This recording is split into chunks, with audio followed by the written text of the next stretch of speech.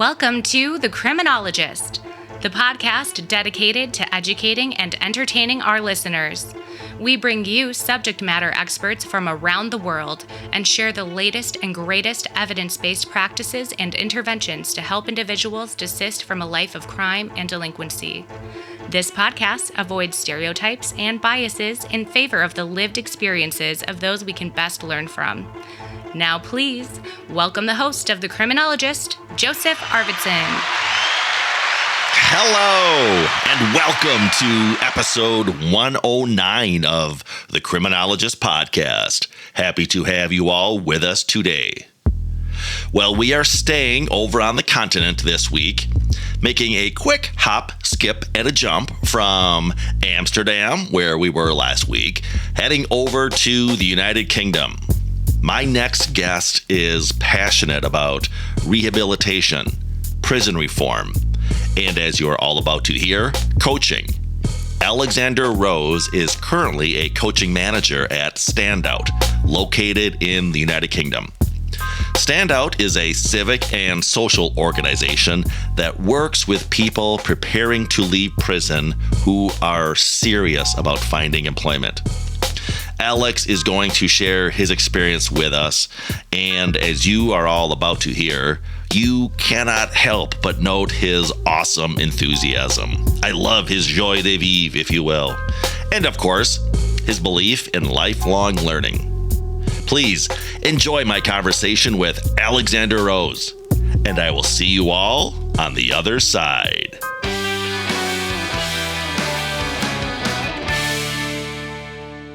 Well, hello, Alexander. Welcome to the show.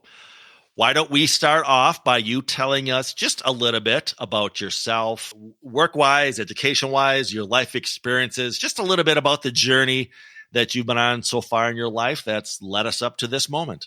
Yeah, and firstly, Joe, thank you so much for having me on board and for making this time available. It's great, the wonders of technology that, you know, we're in two very different countries, very different contexts in the work that we do, but yet we can kind of have this time. So, where to start? I guess I'd probably start by saying I'm an 80s baby. Why do I come at it from that angle? Because I kind of grew up in a context in inner city London. So I'm South Londoner born and raised. A lot of how I see the work that I do in a London context is very much rooted in my experiences of growing up in a council estate. I don't know if your listeners would kind of know the genre of music that is garage and grime music. It's kind of the best way to put it is like a very speeded up raps with a strong kind of gritty like London like urban vibe to it. So I grew up around the kind of grime and garage era, and I'm still very fond of that music as a genre because I think it for me captures a lot of the heart and the passion and the drive that lots of, you know, urban young men kind of growing up in the particular context that I grew up in, like really striving to feel present and make their presence felt. And that music was a kind of, you know, an outlet for many people, including myself, to, you know, just kind of, you know, find themselves and find their place in the world. So I kind of start off there. Kind of academically, I was always interested in the arts. So I'm kind of a kind of unconventional in terms of what's led us to having this conversation now. It's a very unconventional route that I've taken into find myself working in the criminal justice system. So I loved art. I actually went to art school, went to university and done a degree in graphic and media design. And this is very relevant because all around that time I've been, all around the time of my studies, I was very intrigued with how do I use this kind of passion for creativity to deliver change in the culture and in the community that I grew up in. So throughout that time, I've always done a lot of youth work. You know, I was involved in. I was a young person that used to go to a lot of youth clubs, and I would say that was very much the thing that saved me from the streets. That kind of saved me from, you know, really getting pulled in myself to the criminal justice system. So it was not really surprising that as I kind of really grew to appreciate creativity and, you know, and grow up with a real care for, you know, similar communities like the community that I grew up in, and wanting to, you know, add value and deliver change. So graduated from university, and I'm kind of jumping over quite a few chapters, but I know kind of as we kind of go on in this conversation, I'll be able to do a deep dive into a lot more. But I after I graduated and worked in like a brief period working kind of in design, I kind of reached what I call a fork in the road moment. I asked myself this fundamental question. I said, do I want to spend the next 30 years of my life being a designer? Now, at that point, I was in a pretty good position. I could very easily have spent the rest of my career working as a designer. But at that point, I just felt like there was something missing. You know, I know some people talk about their mid-career, you know, dilemma. But I think for me, it was just a case of, okay, I'm very much driven by value, adding value, and can I add the most value in my working life in this industry? Was it fundamentally the question I was asking? And I came to a realization it was no. And that was kind of pretty painful, because bearing in mind, I've kind of sunk 4 years of money studying and kind of paid for this education and kind of got into the industry. And my dad, being a very old school Jamaican man, was kind of like, well, you're trained to be a plumber, then you're going to be a plumber for the rest of your life. Like, why are you going to change? And my mom was kind of like the opposite. She's just kind of like, whatever makes you happy, son. So the long and short of it is I quit on the spot, which was very uncharacteristic for me. And I asked myself this question: when have I been at my happiest in a context where I had earned a wage? And my mind cast all the way back to when, during a period when I was doing a lot of anti-gun and knife crime campaigning in my teens, I was invited to go to Huntercombe prison. At that point, it was a youth prison, and I spoke to a group of young men there serving their sentences, who were the most problematic people in custody, in the sense of, you know, all the fights, all of the, you know, things going on. They were just like, but it was such a powerful workshop that I led. And I remember getting the check in the post a couple of months later, and I totally forgot that I got paid for it. I was like, oh, wait a minute. I wasn't really expecting that. I had such a great time. So there was something there that, and that was, I would kind of say, the pivotal moment where I made the decision to go down the path that has led to us having this conversation right now. Because from there, I knew that I wanted to leave design, but I didn't know until then that actually what I was really interested in is how I can support people on their journeys of change. And in terms of where the criminal justice part comes into it, actually, I'll touch on that one a bit later. But I guess just to round off kind of like, who am I, and tell me a bit about myself. I'm a twin. I've got three older brother. Well, I've got three brothers and an older sister. So yeah, there's a big family. So kind of like fighting for the last chocolate, having to share anything. If there's any twins that are listening right now, you share my pain. You know the MO. You know the story. Having to fight for for who gets the passenger seat at the front. Yeah, having to go through all of that. But yeah, that's a bit about me. I hope that's given a bit of a flavor. Yeah, I grew up with three brothers, Alexander, so I can somewhat relate. And my dad was the same as your dad. You study for criminal justice, you're going to get a career in criminal justice. Fortunately for me, I still find passion in my work, which, as you said, that really is the key. And I know it's an old expression we have over here, and I'm sure abroad as well. Find a job you love, and you'll never work another day the rest of your life, which it 100%. Sounds like both you and I adhere to.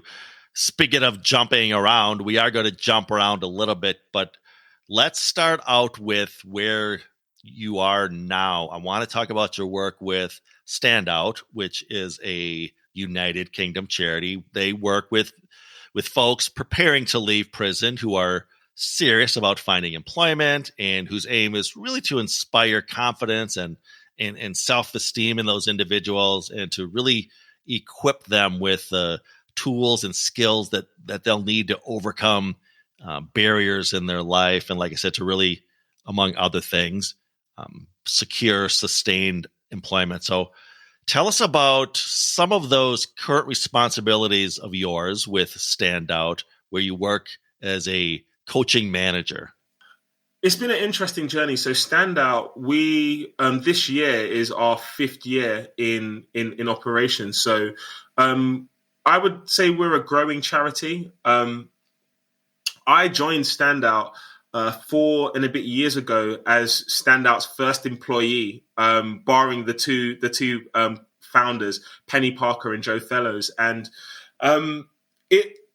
it's really important that I get that bit in, because it was a little bit of a leap of faith in terms of actually, because I at the point when I joined Standout, there was a real core of what we felt was needed, working with people in a very relational way, and we kind of say, like, when we say kind of a relational way, it's really being focused on the person. So having the way that we work, how we work, what informs how we can add value to people based on really listening to the lived experience of people that we are aiming to support. So it's kind of like a bottom up rather than a kind of top down approach to really see. And that is kind of at the core. And that's, even at the start when Standout was a bit of a project, there was lots of aspirations of kind of like how Standout as a charity was going to develop. But I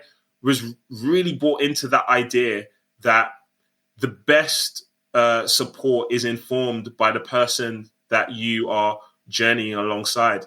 And, again, I know you'd appreciate, we have the shared interest in desistant journeys. And I would very much say rehabilitation isn't something that is done to people. It's a journey that an individual goes on their self, and we play roles as guides and as aids to kind of help people navigate that journey and to kind of contextualize that. So just zooming back, just to kind of answer your question very pointedly. So after joining Standout as Standout's first employee, we first started off in Wandsworth Prison, which for a while was the largest prison in Europe. There are a couple of UK prisons in the UK now that are bigger than Wandsworth, but Wandsworth has a great history, a very long history of being a environment that have led to people founding charities, innovative projects, which have then gone on to be replicated across the UK prison system. So after kind of running a pilot there and becoming a charity and kind of developing the project, we, as we're recording this, we now operate in 2 prisons. And literally part of my work in this coming month is exploring and visiting a number of other prisons to see where we are going to be setting up our 3rd project. And I guess just to kind of say for your listeners in a nutshell in terms of what we do. So I think when we stop people and talk to people on the wings and on the landings in prison, we would often kind of say we are we offer work preparation programs and interventions. But if you was to ever ask anyone that's done any one of our intensive programs, they would quickly tell you that there is a lot more that we provide. It's very helpful to kind of have something, almost like what box do you fit in? You're kind of in the employment support and box, but we have an ethos at Standout to work in a very provide a lot of wraparound support. So so Standout works in 3 phases. We have phase 1, which is the really intensive program that we run for people in their last 12 to 6 months of their sentence. And what that looks like is a full, a full 4 weeks. Pre-pandemic, we was doing 4 weeks worth of full day sessions. And that would be a kind of mixture of what we call mindset work. So we very much focus on soft skills. We also kind of focus on what are the key mindsets that enable people to be resilient in the face of the obstacles that they are likely to encounter, whether it be trying to find work with the challenge of an unspent criminal conviction and how to feel confident in those conversations with employers. So we look at things like, the difference between a victim and power mentality and what does that look like, not just in the journey of finding work, but also as well, what does that look like in being able to achieve stability on release? What does a victim and power mentality look like in maybe some of the challenges in terms of the push and pull of being, pulled back into maybe some of the factors that have led to criminal behavior and some of those protective factors that can also kind of move them in a direction that they want to go on. But at the heart of everything we do, and at the heart of everything we do is a coaching model. So a lot of your US listeners will be aware of the International Coaching Federation. So we very much aligned to using a coaching approach in the way that we work with people. And that is because inherently people that are in the criminal justice system are, you have your autonomy, you're stripped away. So even in a kind of environment like that, we think it's very important to make people feel empowered. And coaching is well known as a kind of conversational tool. It's not about how we can handhold you and help you, but what can you do? Speeding up a bit. So phase 1 is all the support that we do on our programs. Phase 2 is once someone graduates from doing one of our programs inside, from the period when they finish our program to when they get released, they'll receive regular one-to-one coaching conversations, link work, follow-up work from our coaching team. And each prison will have a lead coach and a support coach. So there'll be 2 standout coaches in each prison where we work. And we've also got a community team on the outside. And I kind of oversee and manage and coordinate our whole coaching delivery. And then on the outside, I think the most important thing to kind of say is that our support lasts for as long as people need. Normally, charities and first sector agencies will have a kind of tapering, the support lasts for 12 months following release. But we've kind of realized that, being the depth of the relationship that we build with people inside, just in the same way that, if you think of your own support networks, like you've got, friends and family that you can kind of call upon. You may not necessarily need support, but sometimes, even some of the guys that graduated from our workshops in 2018, they will still, send a text or call me to say, look, Alex, I've got a promotion now, or this is what's going on. And again, our relationship has kind of evolved, not from a, professional to beneficiary or, practitioner to service user. It's Alex and John. And, how is life? And that's also a big part of being a rehabilitative aim, because if we're rehabilitating, then we're trying to almost kind of enable people to be back to where actually, the conversations around prison and that chapter is the furthest thing. Now there's so much more ahead and so much more in terms of actually that person's new identity, rather than the whole thing of that's why we're very keen not to use language like ex-offender. I would challenge you to check any of the stuff that I put out there and see if I've used the word ex-offender, because it is just not a term that I use. We're kindred spirits in that regard. I bristle whenever I hear someone just use the word offender. So again, the importance of language and labeling.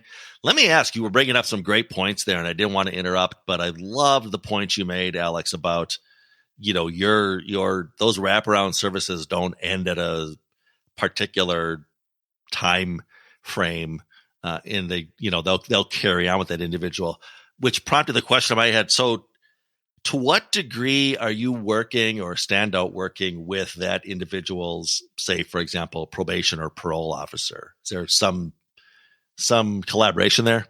Yeah, there's lots. Like we have a term at Standout, which is being very aware of the support network around the individual. So, that individual's support network of friends, professionals, but also as well, we have another language of who's on that person's stage, because we recognize, yes, we're a great team and we do great work, but we are not a panacea.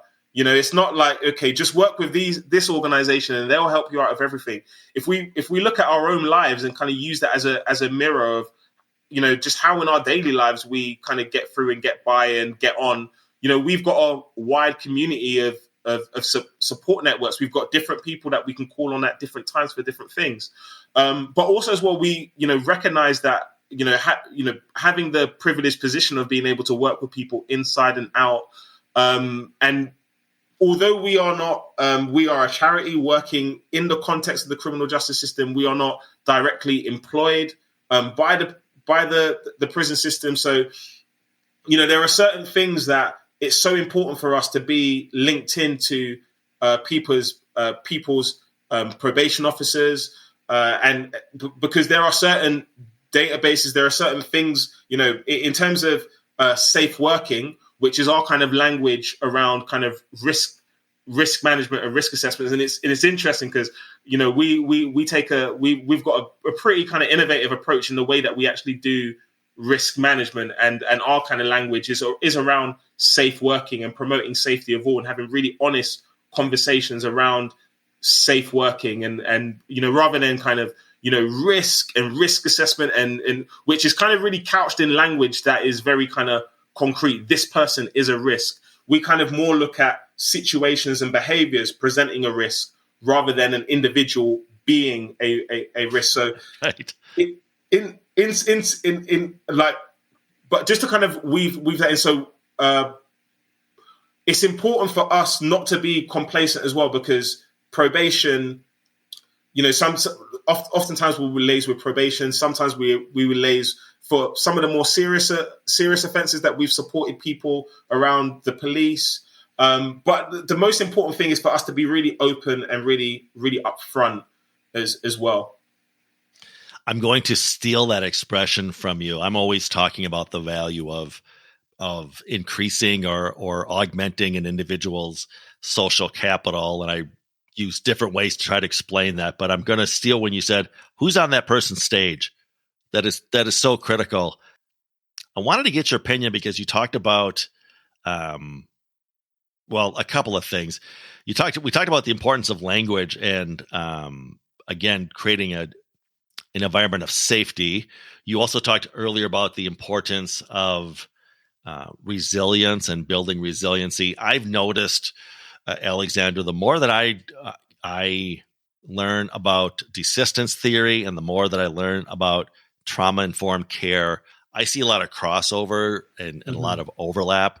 But to your point, one of those, it's about creating just a safe place to learn and to grow, and resiliency goes hand in hand with that. Can you maybe talk for a minute, provide some illustrations rather of how you've gone about doing what I call operationalizing? You're actually putting into play those things like building resiliency or creating a safe zone. What does that look like? Or again, for our listeners who are in probation or parole or a related human services field thinking, yes, I agree, but what would that look like for me to build resiliency or for me to create a safe space for my clients? It's a really pertinent question. And I may meander in answering it as some of the experiences that I've had personally and I've seen in my team come to the surface. On the ground, I think one of the biggest things that as practitioners and professionals we can do to build resiliency in others is model it ourselves.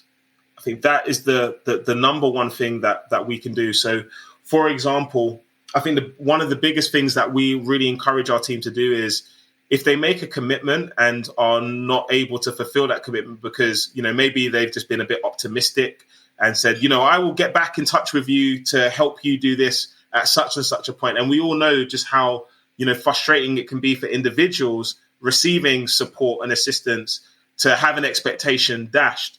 And one of the things that we say is, we have an ethos on is to just be really authentic and integral. So to basically say, look, I'm sorry. I had planned to do X, Y, and Z, but actually I didn't anticipate that I wasn't going to be able to get around it. And what I think that does is it creates realistic expectations that we all, we all make mistakes. We're not, we're not also kind of like tie up and kind of button together that we get it right all the time. And I guess it's just kind of modeling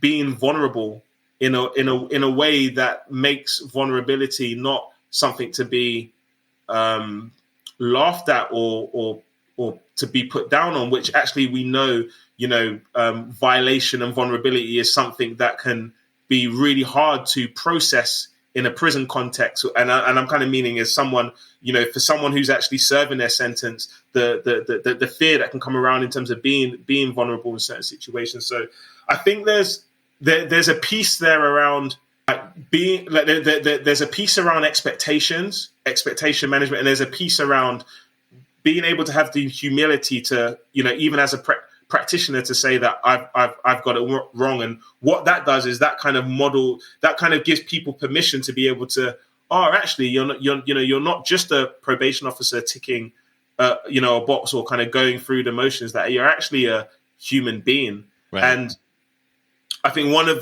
the things that, people that have been, had contact with various different, whether it's the care system, the prison system, the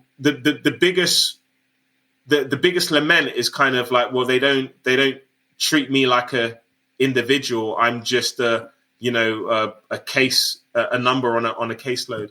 So I think there's something about there's something about expectation management and being real first and foremost that helps people and gives a permission around being open with their fallibility, with the fact that they're maybe ambivalent about change, the fact that maybe they have 1 foot in or 1 foot out, and being able to access conversations around that. I think the second thing as well is I have to bring it back to what we talk at Standout in terms of a victim and a power mentality, and just to kind of really make it a bit more grounded. It's encouraging people to see even in a situation that kind of feels pretty, black and white, they still have a measure of options. They still have a measure of control. So, okay, you're serving a long sentence. How do you want to invest your time while you're serving it? Rather than how do you want to do your time? Just little things like that to kind of change the narrative and to change the framing of, okay, so the reality is that you are going to be here for some time. You've got some options in terms of how you are during that process, and I think it's I would say a kind of radical dovetailing to the fact that people are have options and can be empowered, and they're not disempowered, because I often think there can be, especially the prisons, the experience of the prison system can endanger a belief that one is disempowered more than actually than they are, in terms of, actually no one's helping me. Well, actually, what can you do to help yourself until the help comes? And again, it's about reframing. It's about kind of not seeing a situation as concrete and permanent, but seeing it as momentary. And what can you do to affect change? And if, rather than expecting the prison system to rehabilitate me, actually, what can you do? What can you do to be the master of your own journey? And I think that is a big piece in resiliency. And finally, I'd kind of say encouraging people to access support is a big piece in that.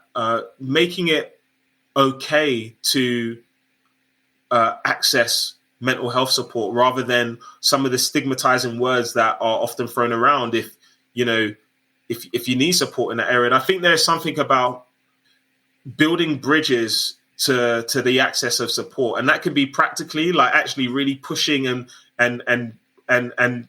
encouraging, us as a critical friend or collaborative partner, how you ever want to talk it, to working the prison system, really saying that actually there are some needs here that the prison really needs to have an environment to respond to, but then equally making people aware of the support that's available. Just because you stick a poster up on a landing or on a wing doesn't mean that people are informed.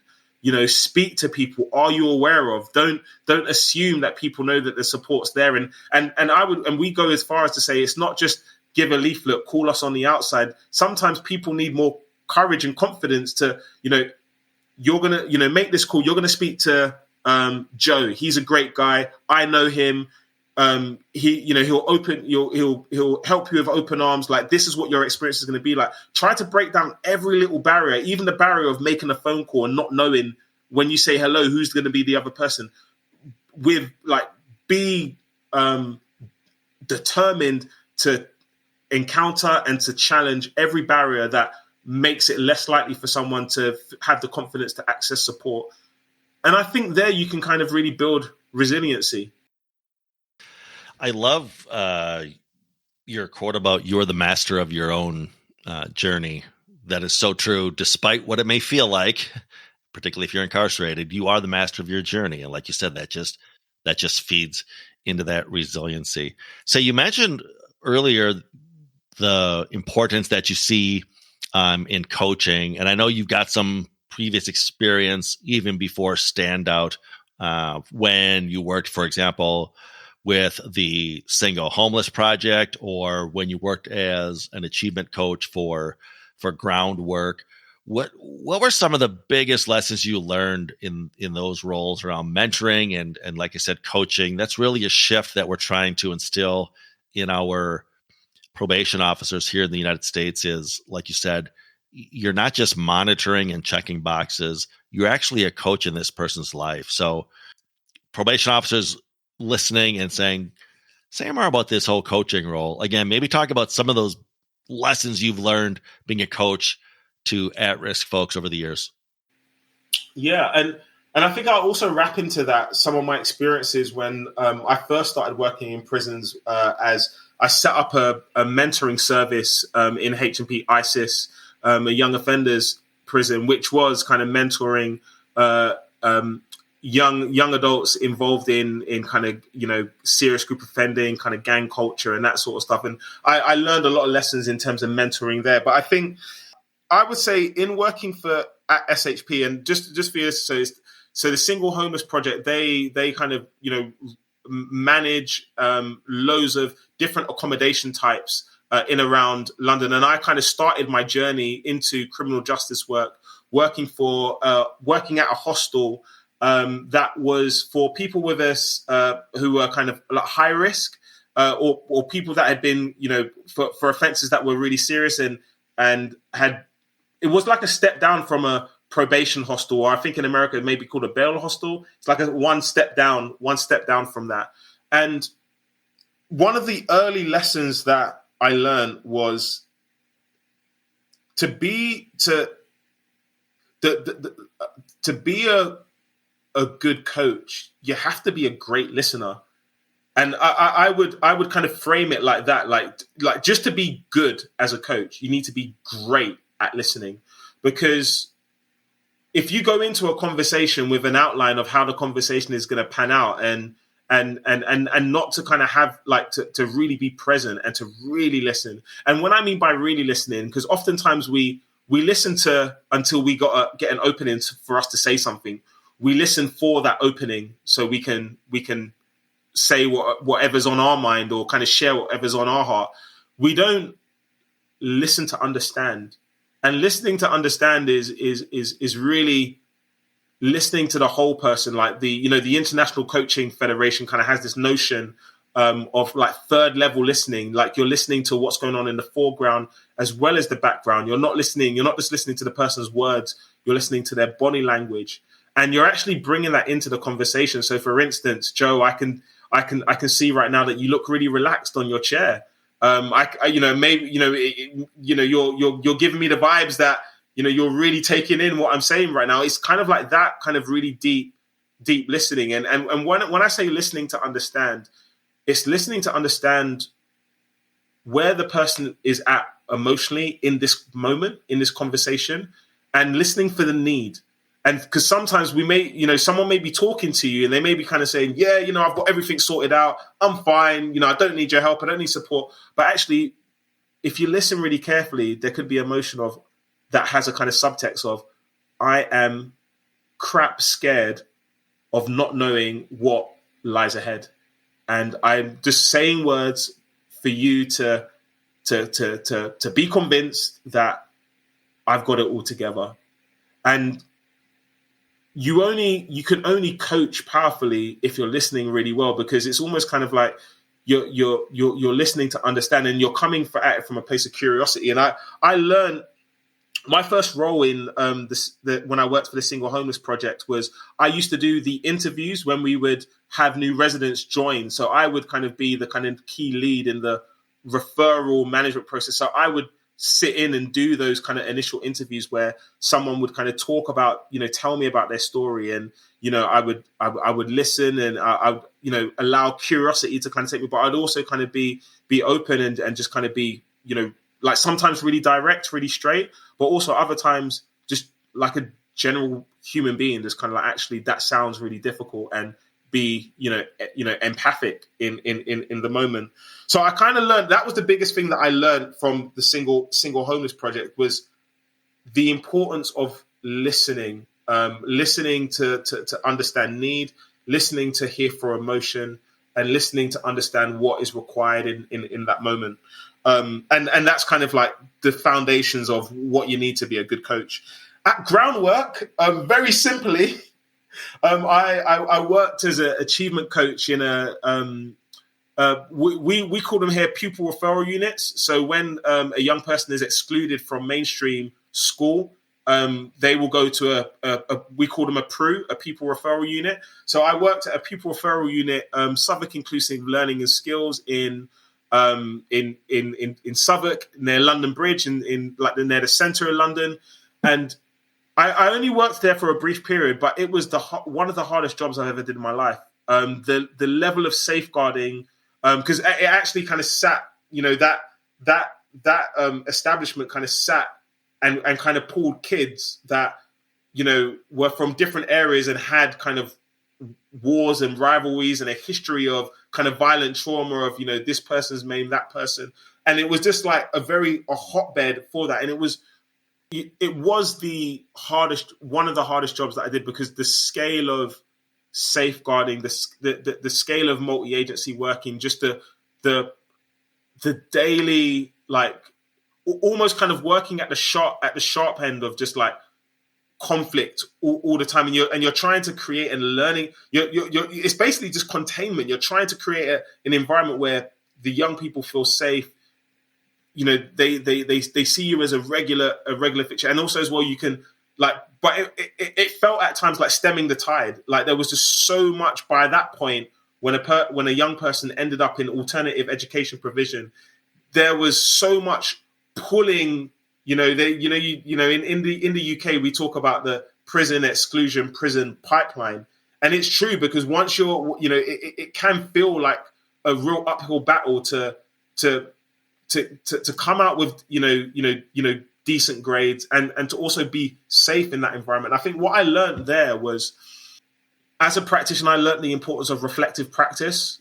So I started to pay to see a counsellor every fortnight, because I realized that I needed another safe outlet to, I would be going to work and, we'd have to barricade the doors because young people are trying to come in to settle scores, or young people waiting outside. It wasn't like that, but like they had the most committed staff that I've ever worked with. So I don't want to kind of paint an unrealistic picture, but I realized at that point, if I'm going to sustain myself in the criminal justice system and have the privilege of being able to, have the length of years of service that Joe, you've had kind of and continue to have, I need to take my self-care and my personal supervision seriously. And, I've been seeing a counselor now for, I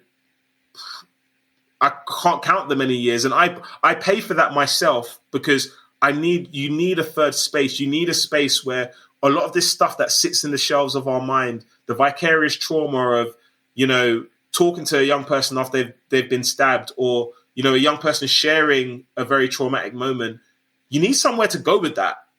And I think what's helped me to still have that passion and to not be so burnt out by the deluge of cases and stories and situations and working with people is to have that safe space. And I learned that there because I just realized that that was at this stage in my career journey, that was the period of employment where I was at the sharp end of, so much of the things that, maybe characterize, offenses and why people end up inside, but also as well the impact, the emotional, psychological, and the daily impact of, that it's having on people's lives. And finally, coming to setting up the mentoring service, and although my job title when I was working in HMP ISIS was a behavioral change mentor, because I was actually employed.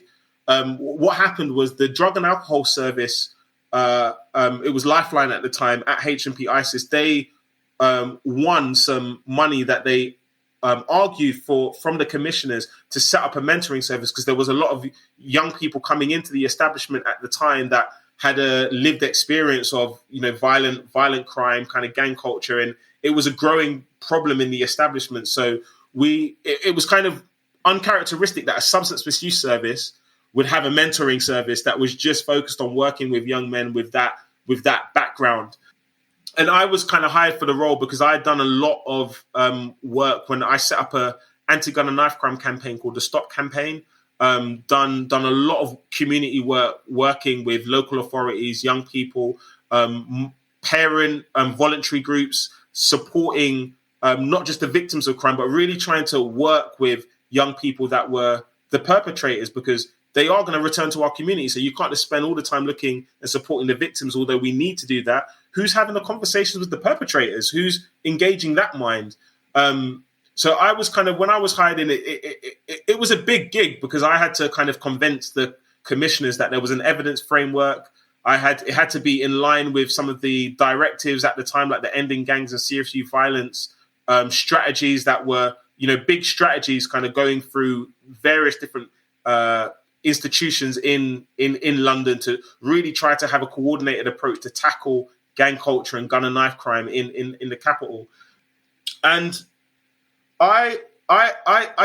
so I was employed to be a behavioral change coach or a gang worker, and I had to kind of fight that label. And I kind of said, look, I can't work if I'm going to be referred to as a gang worker. What is a gang worker? And the thing that I wanted to focus on was lifestyle change. So I set up the service. It was the lifestyle change mentoring service, and it was around having conversations on, one-to-one mentoring conversations on things like identity and identity shifts, things like seeing the lifestyle from multiple perspectives. So I would organize events where there'd be a mother of a young person who was serving a life sentence for a serious violent crime, sat next to the mother who was a victim, sat next to a poet, sat next to a probation officer, and then have an audience of all young people, and we'd create it so it was a safe space. So for people coming in, there was a kind of thing like, look, any squabbles and things, leave it outside. We're here as adults to have an honest conversation. And those were some of the interventions that I was kind of most proud of, alongside the kind of one-to-one mentoring. And what I learned in that time was we need more spaces for open dialogue on things. I think interventions, sometimes we kind of look at interventions in a very kind of clinical lens, like, okay, how do we measure this? And I think there needs to be a space where we believe that having these different gatherings where perspectives can collide, we believe that that's valuable, and creating a space for it, because and I'm pretty sure it's the same it's the same in America. Like, the someone comes into prison, they get a sentence plan, they do the courses. There is this notion, and the guys play the game, like do your courses, but I'm not saying that that's not without utility. It definitely has utility, but I think the things where people themselves have said to me, I've taken something away and it's kind of really resonated with them, is where it's kind of like an intervention that doesn't have the intervention wrapper. We're going to have an open dialogue on what prevents people from resolving conflicts without going to violence, and looking at it from multiple perspectives, stuff like that. Yeah, we've gone too far down what I call the fidelity rabbit hole. I mean, I understand rather the importance of fidelity when it comes around assessment and interventions. Mm-hmm. But like you said, I think we've gotten so clinical with it that we're not just taking a step back and looking at that individual as an individual, and just getting too much into the diagnostic and the assessment stuff, which I truly believe in, but not to the point that we're not seeing the forest from the trees a lot of times with those folks. Great work. Alex, I wanted to ask you about your Lifeline project. Is that what you were just describing when you were talking about your work with gangs? Because I was fascinated by that. And when you said dealing with identity, that was spot on for me as well, because we know in the desistance literature, identity transformation is huge. But again, in those, at least in North America, traditional risk, need, responsivity interventions, they're not examining stuff like identity or acceptance back in the community, or things like that. Alex, I know a lot of your work, in addition to talking about these larger thematic things around building a sense of resiliency and the importance of safety, you talk about real sort of practical things, for lack of a better term. One of those things you've talked about and dealt with was that difficulty that disclosing a criminal conviction to an employer or a loved one or even a random stranger can be. How do those conversations, how should they be approached? I guess let me ask that way. Again, when you've sat and worked with justice involved individuals who are reticent about this, what's the approach you take? We will encourage people to kind of like look at the situation for what it is, in the sense of like just name all the elephants in the room. Like, there is prejudice in the job market. I think one of the greatest things that the UK justice system could do is to really take another look at the at the Rehabilitation of Offenders Act and really kind of have some, like, if there was one thing that we could kind of change that would have a massive impact overnight, it would be like changing that or putting some kind of safeguards against kind of discrimination, like make it a bit a protected characteristic, just like other things are. But in the absence of that, and we always name that, we kind of say, look, the greatest thing that we would love to see and we advocate for is a more nuanced approach to, because lots of employers, and I understand they'll be like, we'll do a DBS check, and if anything comes back on that, there's a problem, and it always just kind of it's kind of like, no matter what a person has done since that conviction, it's kind of like, it's almost kind of like you're getting taken back straight to that person. It doesn't kind of really factor or take in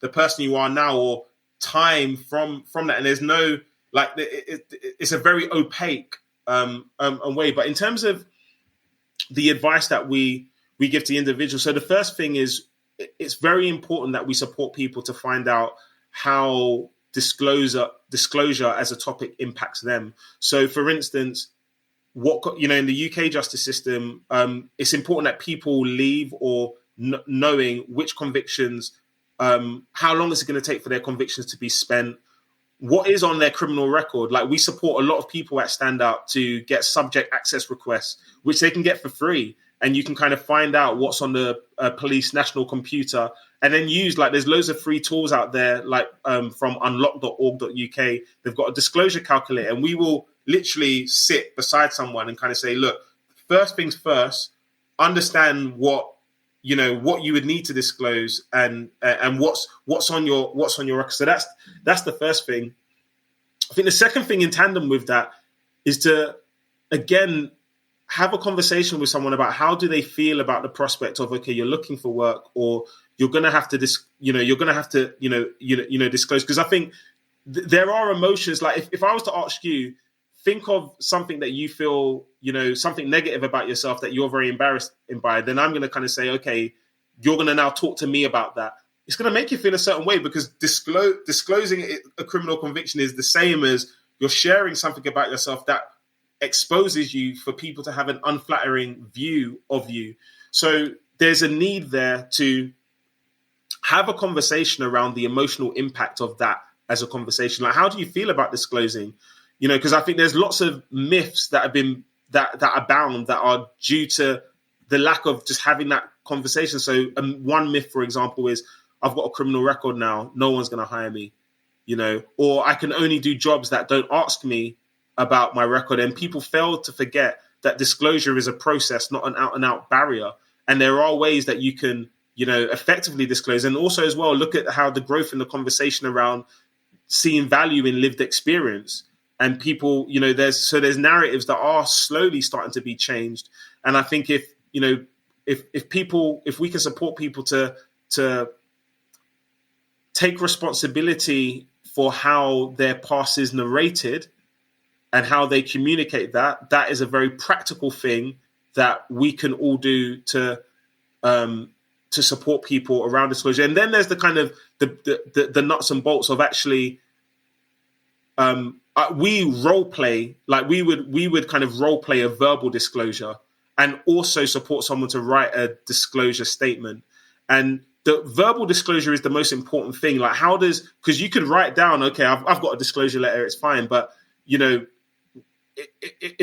about that person having, before they go in front of their employer, ensure that they've with someone safe that they trust, that they can talk about it and again have that experience in their mind of, I've done this before, is another big practical thing that we can do in it. And again, it doesn't change the facts on the ground. It is a conversation that in the UK, if you've got a sentence of 4 years and above, like even with your convictions that have become spent, you're still, those convictions will never become spent. So until the law changes in terms of the timeframes, it's something that we need to be equipping all prison leavers with. But apart from what we do at Stand Out, and I know that there are other charities that probably do go into depth, but I've not come across many that go into the depth that we go into in focusing on that and equipping people before they come out of prison with that. Normally people get a template shoved under the door and here, write a disclosure statement. Yeah, it's all about, like you said, the practice, the rehearsal, the feedback. You're just kind of taking a book from the cognitive behavioral interventions playbook there. Exactly. Hey, Alex, I have to ask you before I let you go, can you please share with our listeners how you got the nickname of Professor as a child? Oh, gosh. Okay, really quickly. I was 8 years old. I've got lots of cousins, and one of my fondest memories is we'd always spend our weekends at our cousin's house. So I'm 8 years old playing with my cousins in the living room of my uncle's house. My uncle has to go to the rubbish tip. He was cutting the grass. He had loads of stuff that he had to kind of take to the tip. And I was insistent. I was like, no, Uncle Ron, you can't, like, I will help you. Little old me, like, I will help you lug these bags up the stairs. And Uncle was like, no, it's all right. I've got it covered. And I was so insistent. My uncle was like, okay, hop in, come for the ride. And as we're driving, my uncle kind of said, like, I had a very, like, deep look on my face and I was quiet. And the thing is, I always ask, like, I've always been a chatterbox, but I was really quiet. And then I looked over to my uncle. My uncle said, and, I was driving and you asked me and you said, Uncle, can I ask you a question? And then my uncle's driving and he kind of looks over and he was like, yeah, Alex, you can go ahead, ask. And I turned and said to him, what's your purpose? And immediately his head just kind of shot to me, and then he had to shot back because he nearly crashed the car because it blindsided, the question just blindsided him. And he said that he honestly did not know how to respond. So he kind of flipped the question back to me. He said, "That's a really interesting question, Alex. What's your purpose in life?" And I responded by saying, I was quiet for a second. I said, "I want to get good grades at school so I can help my mum move out of this house and we can find a better home to live in." Wow. And that's kind of how I got named the professor, because I was probably born, the first word that I probably strung together was probably a question. Right. Very contemplative as well. Had to really reflect on that and think it through. When I have Alexander Rose back on the show in a few years, look into your crystal ball, Alex. What do you think we might be talking about? I will definitely still be working in and around the criminal justice system. That is going to be for sure. I hope, and I really hope that there will be more genuine partnerships with people of lived experience. So the whole, I hope that there will be a landscape of, the criminal justice systems working in a meaningful partnership way with people of lived experience, and not just seeing it from a security lens in terms of we can't partnership in meaningful ways because of kind of risk associated and that sort of stuff. Yes, there are things that have to be kind of like played, but I do see and hope that there will be a wider collaborative partnership, a genuine partnership with people of lived experience in the criminal justice system and agencies. And for myself in particular, I'm in terms of like career within the justice system, I'm very open as long as I'm still in this space and I'm still adding value. But one of my personal aspirations in the next 3 to 5 years is to set up a social enterprise that can help fund charities like Standout. That kind of, we have a thing in the UK, which is you've got your limited companies, like your for-profit companies and your charities, and then you've got in the middle community interest companies. So I'm currently kind of exploring ideas and in the process of setting up a community interest company called Resale Reform.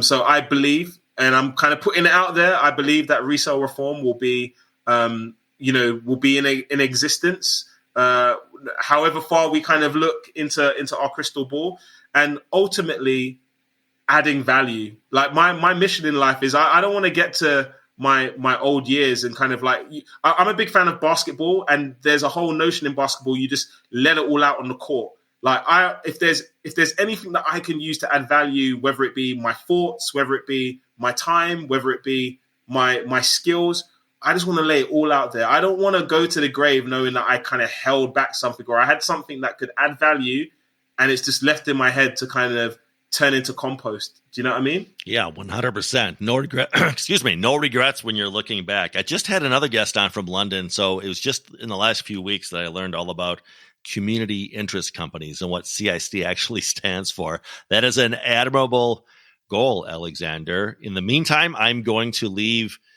the standout.org.uk web address in the description of this show. You've done a great job promoting the fine work that you and the folks that Stand Out are doing. So I want to leave that web link for folks that might be interested in learning more about what you do there. In the meantime, Alex, I can't thank you enough for appearing on the show, and I look forward to having you back to talk about that community interest company when you launch it. Thank you, Joe. Thanks for having me. Okay, be well, my friend. A big Criminologist podcast thank you to Alexander Rose. I look forward to having him back on the show to update us with all the fine work he is doing. And as noted, I will leave a link for standoutuk.org in the episode description of this podcast so that you listeners, particularly in the United Kingdom, can check that out. back next week with a fresh episode. In the meantime, you may contact the show or reach out to us through our website, the Paragon Group, LLC.com, for training or presentations as to evidence-based practices, implementation, program design, or, of course, the topic of desistance from crime. Also, all of our back episodes can be found on the Paragon Group website as well.